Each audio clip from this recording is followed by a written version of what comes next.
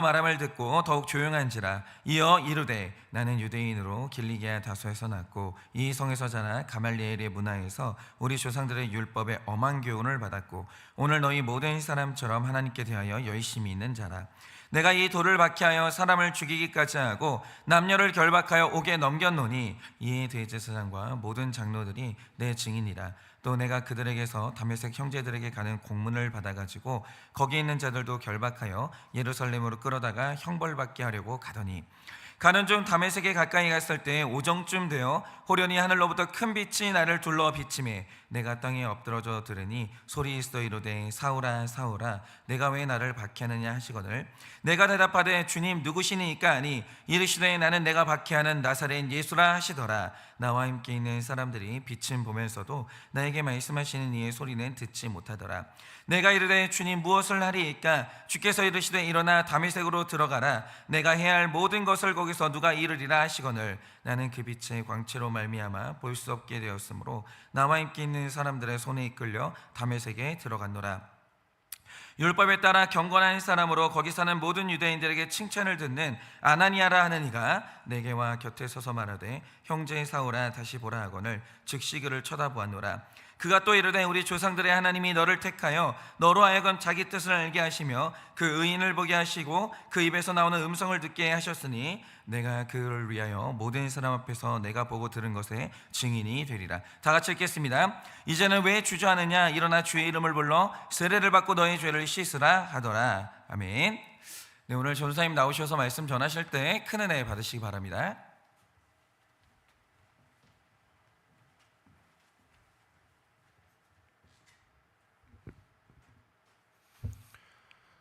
사랑하는 성도님들, 현재 저희 교회는 새생명 축제를 준비하고 있습니다. 새생명 축제의 핵심, 본질이라고 할까요? 그것이 무엇이라고 혹시 생각을 하시는지요? 제가 생각하는 새생명 축제의 핵심은 내 주변에 복음이 필요한 사람에게 복음을 전하고 그들을 교회로 초대하여 함께 하나님을 알아가게 하는 것이라고 생각합니다. 그래서 아마 성도님들 가운데서 이미 마음에 품고 있는 전도 대상자가 있으실 것입니다. 누군가는 믿지 않는 가족을, 또 누군가는 친한 친구나 직장 동료를 마음에 품고 기도하고 계실 것입니다. 저에게도 늘 제 마음에 품은 두 전도 대상자가 있는데 바로 저의 두 동생들입니다. 부끄럽지만 목회자 가정에서 태어나 저희 삼형제 중 현재 교회 열심히 다니며 하나님의 말씀을 따르려는 사람은 저 혼자입니다. 저희 삼형제는 어머니가 포함한 전체 카톡방이 있는데 어머니는 매주 주일 아침이 되면은 단톡방에 글을 하나 올리세요. 이렇게 올리시는데요. 주일입니다. 이날은 우리의 날이 아니라 하나님의 날이니 예배드립시다. 모두 사랑합니다. 어렸을 때부터 말씀을 듣고 자란 저의 두 동생이 어떻게 교회를 떠나게 되었을까 곰곰이 생각해 보았습니다. 그리고 오랜 고민 끝에 깨달았습니다. 부모님께서는 복음을 열심히 전하셨지만 진정한 복음이 전해지지 않았다는 것입니다. 사랑하는 성도님들, 복음은 이론이 아니라 삶의 이야기로 전해질 때 강력한 힘을 가지고 있습니다. 저희 두 동생이 부모님께 들은 복음은 이론에 그치는 복음이었으며 부모님의 삶 속에서 삶의 이야기로 느껴지는 복음이 없었기에 두 동생들은 아직까지 신앙을 가지지 못하고 있다고 저는 생각하고 있습니다. 우리는 복음을 전하는 자로 부름받았고 그 부르심에는 하나님의 값없는 은혜가 있습니다. 그래서 우리는 종종 복음을 이론이 아니라 삶으로 전해야 하는 순간들이 꼭 찾아온다라는 것이죠. 그래서 오늘 우리는 이 사도 바울의 변호 장면을 통해 그가 어떤 복음을 전했기에 이방인들이 하나님을 믿는 역사가 일어나게 되었는지 함께 살펴보며 또한 새생명 축제를 앞둔 우리가 바울처럼 삶으로 전하는 복음의 증인으로 변화되기를 간절히 소망합니다. 오늘 본문을 보면요, 바울은 이제 자신을 변호해야 하는 상황에 놓여 있는 상태입니다. 이제 그는 자신의 변호를 듣는 사람들의 마음을 이제 사로잡을 수 있는 중요한 방법을 가장 먼저 사용했는데요. 그것은 바로 그들의 언어를 사용하는 것이었습니다. 본문 2절을 보면 성경은 이렇게 얘기하고 있습니다.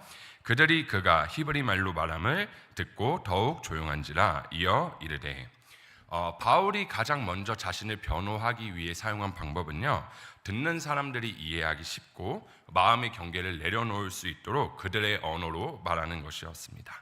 그 결과 2절에서 말하고 있는 성경에서 우리가 볼 수 있는 것은 그들이 조용해졌다라고 성경은 기록하고 있습니다. 이 말은 사람들이 이제 바울에게 집중했다라고 우리가 볼 수 있다라는 것이죠.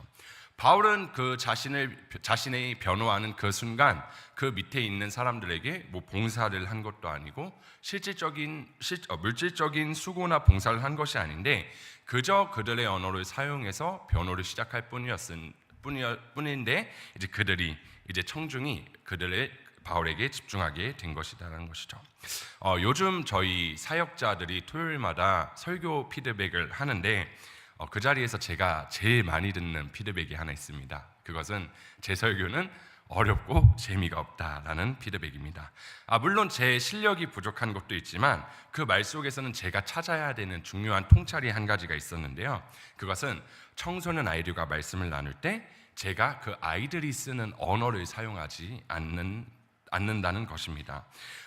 분명히 제가 가끔씩 아이들의 쓰는 언어로 설교를 했을 때는 아이들이 집중을 잘 하는 것 같은데 제가 이제 너무 전하고 싶은 이야기도 많고 제 스스로 정리가 되지 않아서 아이들에게 설교를 하다 보면은 아이들은 엎드려서 자는 아이도 있고 핸드폰을 걷기 전까지는 예배 시작부터 끝날 때까지 핸드폰을 하는 아이들도 있었습니다. 처음에는 그런 아이들의 모습을 보면서 그냥 아이들이 신앙이 없어서 그렇다라고만 생각을 했는데 그것이 아니라 제가 그들의 언어로 복음을 전하지 않았기 때문에 그 아이들은 제 설교에 집중할 수 없었던 것이죠. 반면 오늘 바울의 모습은요, 청중을 집중시키는 모습이었습니다. 그는 이어서 자신의 이야기를 하기 시작하죠. 자신도 유대인으로서 하나님께 열심을 가졌지만 예수님을 따르던 자들을 박해하고 죽이던 사람이었음을 고백합니다. 그리고 5절에서 이렇게 얘기합니다. 이에 대제사장과 모든 장로들이 내 증인이라. 즉 과거에 자신은 예수님을 따르던 자들을 핍박하고 그 다음에 그들을 죽였던 것을 지금 이 자리에 있는 대제사장과 모든 장로들이 증인이다라는 것을 청중에게 얘기하고 있다는 것이죠. 그들의 언어로 말하고 증인을 언급한 바울은 이제 자신의 인생에 일어난 일을 얘기하기 시작합니다. 그는 예수님을 믿는 자들을 예루살렘으로 끌고 가던 중 호련히 한 빛을 보게 되어 거기서 예수님을 만나게 되었습니다. 그리고 사람을 통해 일하시는 주님을 경험했고 증인으로 살아가라라는 사명을 받게 되었습니다. 바울이 계속해서 우리가 사도행전을 보면 알 수 있듯이 그가 미움과 위협 속에서도 복음을 전할 수밖에 없었던 이유는 그가 변화된 사람이었고 증인의 사명을 받았기 때문입니다. 그렇습니다. 우리 모두는 하나님의 부르심에 응하기 위해 차별 없이 모든 사람에게 복음을 전해야만 하죠. 근데 이 복음의 제시와 그리스도에 대한 신앙 고백이 없이는 우리의 삶 가운데 구원이라는 것이 결단코 일어날 수가 없습니다. 우리가 복음을 듣고 그 복음으로 인해 예수 그리스도를 나의 주로 고백할 때 구원이 이루어진다라는 것이죠. 바울이 이방인에게 복음을 선포할 수 있었던 이유는 그 자신이 과거에 예수님을 부인하던 사람이었지만 자신도 복음을 들었고 그 복음으로 변화되었기 때문입니다. 그래서 그는 차별 없이 복음을 전할 수 있었고 이방인들의 복음 증거자로 살아갈 수 있었던 것이죠. 바울이 전한 복음은 단순히 이론에서 그치는 복음이 아니라 삶의 이야기를 통한 증인의 복음이었다라는 것입니다. 법정에서 증인의 역할은 매우 중요하죠. 우리가 사건을 봤을 때 그 사건의 키 역할을 하는 것이 바로 증인인데 증인이 무엇을 보고 무엇을 들었는지 진실하게 증언해야만 억울한 사람이 생기지가 않습니다. 그렇기 때문에 증인의 역할의 본질적인 중심은요, 진실이라는 것이죠. 바울이 전한 복음은 진실을 말하는 복음이었어요. 자신이 경험했던 것, 자신이 지금까지 살았던 것, 그 모든 것을 진실되게 얘기했고 정말 진실되게 변한 자신의 모습을 얘기한 것이 바울이 전한 복음이라는 것이죠. 사랑하는 성도님들, 이 중에서는요 특별한 영적 체험을 통해 주님을 믿게 된 분도 계시겠지만 대부분의 성도님들께서는 증인이 된 부모님이나 혹은 주변 사람들을 통해서 복음이 전해졌을 것입니다. 우리도 바울처럼 주님을 부인했을 때가 분명히 있었고, 복음이 귀에 들어와서 한 귀로 들어왔다가 한 귀로 흘러간 때도 너무나 많을 것입니다. 하지만 지금은 어떻죠? 어느 순간 그 복음이 저희의 마음 안에 스며들었고, 그리고 이제 우리는 복음을 믿게 되었습니다. 제가 그리고 성도님들께서 겪으신 이 복음은요, 누군가의 삶의 이야기를 통해 흘러온 복음이 거의 대부분일 것이라고 생각합니다. 저 또한 저에게 다가온 복음은요, 다 이론적인 복음이 아니라 삶의 이야기를 통한 복음이 전해졌는데요. 저의 두 동생은 저희 부모님 삶 속에서 복음을 발견하지 못했지만, 저는 부모님 삶 속에서 복음을 느낀 순간이 있었는데, 저희 집이 이제 목회자 가정이어서 너무나 가난했던 시절이 있었거든요.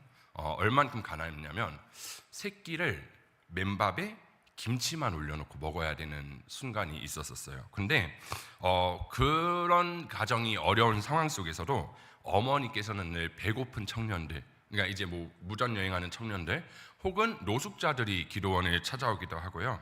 그 다음에 기도하러 올라오는 성도님들을 위해서 항상 그분들의 밥을 차려줄 때는 냉장고 구석에 저희가 못 보게 숨겨놓은 그 고기를 반찬으로 올려서 밥상을 차려준 기억이 있습니다. 그러면서 저희는 늘 이제 삼형제는 늘 어머니한테 얘기를 했죠. 엄마 그거 객기다. 우리가 먹을 것도 없는데 왜 남한테 나눠주냐라고 늘 얘기했지만, 어머니가 저희에게 늘 하신 말씀이 뭐냐면, 우리는 그래도 따뜻한 집이 있고 늘 새끼를 먹을 수 있는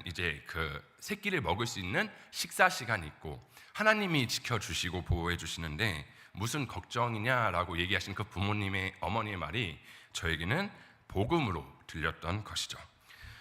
예수님께서 낮고 낮은 곳으로 오셔서 섬기셨던 그 복음을 어머니께서는 저희에게 삶으로 보여주셨습니다.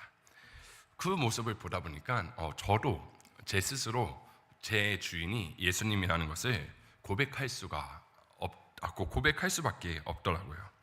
누군가의 증인의 삶이 어머니를 증인으로 세웠고, 그 증인의 삶이 또 저를 증인으로 세웠습니다.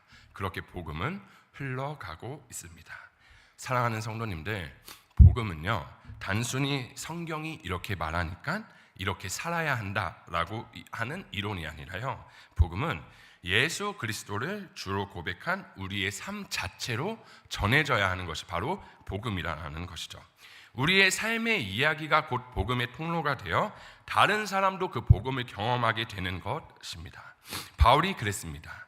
예수님을 박해하던 그가 빛 가운데서 예수님을 만나 증인의 삶을 명령받았기에 그도 복음을 전했고, 그리고 그의 복음의 이야기는요, 삶을 통한 이야기였기 때문에 그가 이방인들에게 전해지는 그 복음은요, 이방인들이 받아들일 수밖에 없었던 복음이라는 것이죠. 새생명 축제를 앞둔 지금 현재 우리의 복음은 어떤 복음입니까? 나는 내 자녀에게, 내 가족에게 어떤 복음을 전하고 있습니까? 혹시 단순히 이론으로만은 복음을 전하고 있지는 않으신지 생각해 보시길 바랍니다. 제가 청소년부 아이들과 신방을 하다 보면요, 아이들의 주된 고민거리가 하나 있어요. 그게 뭐냐면 대학교를 어떻게 가지? 공부를 어떻게 하면 잘하지? 이런 게 아니라, 저에게 늘 심각한 표정으로 이제 신방을 요청하는 아이들은 늘 저에게 무슨 말 하냐면, 부모님이 이혼할까봐 무섭습니다, 전도사님이라고 얘기하는 아이들이 많습니다. 혈기내는 아버지, 만족하지 못하는 어머니 때문에 가정 속에서 상처받는 우리 아이들에게 전하는 복음, 그런 아이들이 듣는 복음은요, 단순히 이론에 불과하다라는 것이죠. 부모로서 우리가 아이들에게 보여줘야 하는 복음은 내 자신이 변화되어 삶의 이야기로 전하는 복음, 그 복음이 흘러가야지 아이들에게 그 복음이 정착되는 것입니다. 바울이 보여준 삶의 이야기를 통한 복음, 그것이 진정한 복음입니다. 사랑하는 성도님들, 우리는 예수 그리스도를 통해 본 예수 그리스도께서 이 땅에서 어떻게 섬기셨고 우리를 위해 어떻게 수고하셨고 목숨까지 주셨는지를 통해 말뿐이 아닌 예수님의 생애를 통해서 우리가 예수님을 믿고 정말 주인이라고 고백하듯이 우리 또한 우리의 삶을 통해서 복음이 흘러가야 한다라는 것이죠. 내 이기심을 내려놓고 내 욕심을 내려놓고 내가 말씀으로 정말 변화되었을 때, 그리고 말씀으로 변화돼서 삶을 살아갈 때 그것이 믿지 않는 사람들과 내 자녀와 내 주변에 내가 전도하고 싶은 그 누군가에게 흘러가는 복음이 바로 이 삶을 통한 복음이다라는 것입니다. 그리고 이 삶을 살아냈을 때 우리가 정말 기도하면서 늘 고백하는 예수 닮기를 원하는 이 신앙의 고백이 정말 우리가 삶을 통해 흘러가는 그 복음으로 살아가다 보면은 정말 우리의 그 삶을 통해 한 영혼이 예수 그리스도를 주님으로 고백하는 순간을 우리는 반드시 보게 될 것이다라는 것이죠. 우리가 함께 나의 변화된 그 삶을 통해 흘러가는 그 복음, 그거를 기억함을 통하여서 내 삶을 통해 누군가가 복음을 듣고 예수님을 알아가고 내가 너무나 사랑하는 그 예수님의 사랑을 다른 누군가에게도 전할 수 있는 저와 여러분이 되기를 간절히 소망합니다. 기도하겠습니다. 사랑의 주님, 감사합니다. 우리를 증인으로 부르셨고 증인으로 불려서 살아가는 우리의 삶 가운데 우리는 복음을 이론으로 가르칠 때가 너무나 많습니다. 그냥 성경에서 이렇게 나와 있으니까 우리는 이렇게 살아야 돼. 성경에서 이렇게 말하고 있으니까 우리는 너네도 이렇게 행동해야 돼 라고 말하는 그런 말뿐만이 복음이 아닌 오늘 사도 바울의 이 복음은 삶을 통해, 삶의 이야기를 통해 전해지는 복음이었습니다. 주님, 물론 바울도 바울이 되기 이전에는 예수님을 믿는 사람을 핍박하는 자였고 심지어 사람을 죽이는 살인자였지만 그의 삶 가운데 나타난 예수님께서 그의 삶을 변화시키셨고 그 변화된 삶을 진실되게 전하는 그 바울의 삶 이야기를 통해서 정말 많은 이방인들이 주님을 알게 되었습니다. 주님, 우리의 삶이 이 바울처럼 쓰임받기를 원합니다. 단순히 내가 변화되지 않은 채로 그냥 이론으로 전하는 복음의 삶을 사는 것이 아닌 정말 내 삶이 변화되어 그 내 삶에서 나오는 삶의 이야기를 통해 흘러가는 그 복음의 이야기가 정말 한 영혼이 그 이야기를 듣고 진실되게 느낌을 통하여서 주님께로 돌아오고 주님께 나오는 귀한 역사가 일어나기를 간절히 원하오니 주님, 저희를 사용하여 주시옵소서. 오늘 하루를 시작합니다. 주님, 하루 동안 우리가 은혜를 주님 안에서 더욱더 누리며 살아갈 수 있게 하시고 우리의 삶이, 오늘 하루의 삶이 정말 복음을 우리가 이론으로 전하는 삶이 아니라 삶의 이야기로 전하는 하루가 될 수 있게 주님 인도하여 주실 것을 믿사오며 귀하신 예수님 이름으로 기도드렸습니다. 아멘. 지금은 우리 주 예수 그리스도의 은혜와 하나님 아버지의 그 크신 사랑과 성령님의 위로하시고 교통하여 주시는 그 역사하심이 복음을 말의 이론이 아니라 살아있는 삶의 능력으로 전하여 오늘도 한 영혼을 구원하기 원하는 사랑하는 모든 주의 종들의 머리 위에 지금으로부터 영원 무궁토록 함께 있을지어다. 아멘.